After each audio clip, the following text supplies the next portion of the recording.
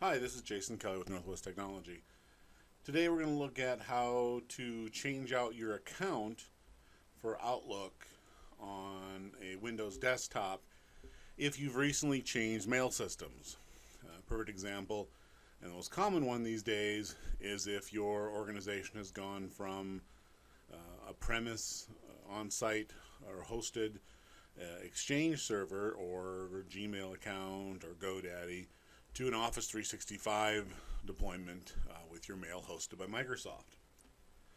And to do that, you just need to delete the current account for your Exchange profile on your workstation and then add it back in after you crossed or cut over and you're told that it's time to set up your profile for 365. We do that from the control panel.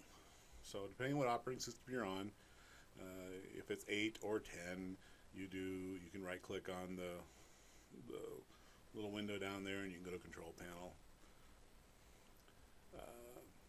Mail.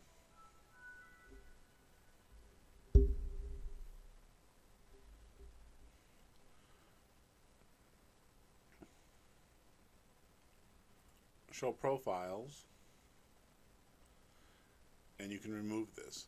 Now, if by chance you have more than one account in that profile, and what I mean by that is we go into email accounts here and you have more than one in here.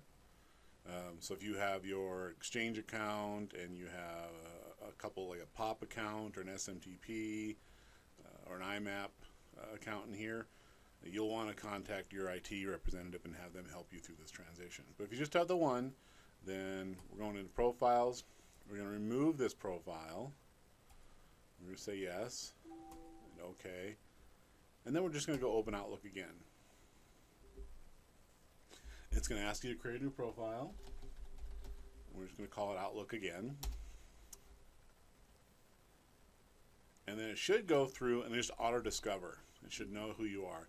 If not, just fill out you might get a 4-box login here asking for your name, your email address, and the password for your Office 365 account. Just fill that information in, select Next, and it'll go through and set up your account. And then when it says, when the finish bar lights up here, it's configured to log into the server.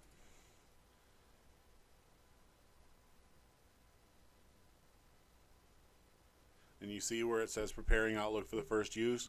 Now it's important to remember that depending on how much mail you had, this may take a while. So if on the old server you had 20 gigs of email, on the new server all of your mail by the time you've logged into it has been moved for you, but what you don't have is that email downloaded to your computer for a local copy.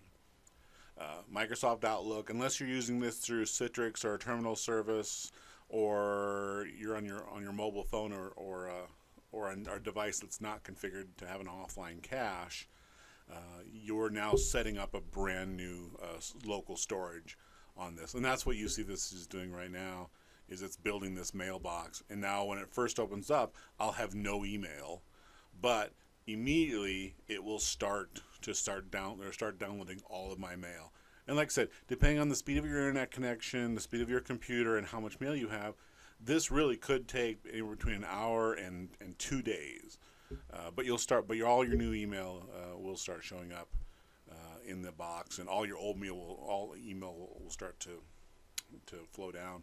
So a very good thing to remember is, or to think about doing to get all this stuff synced, is when you go home, if you're on a PC and you go home for the evening, leave your computer on, leave Outlook open, and just lock the desktop. And you can do that by hitting Control-Delete and hitting Lock Desktop.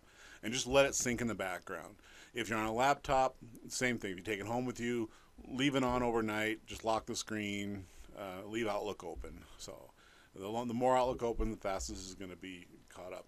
And you'll know that it's completely done syncing all of your mail when you've gone through and you've opened up, you see all your items show up, and like right now you see down here in the corner it says updating this folder. When it stops updating, it'll say folders up to date, and you'll see it all come in place. So thank you very much, and good luck.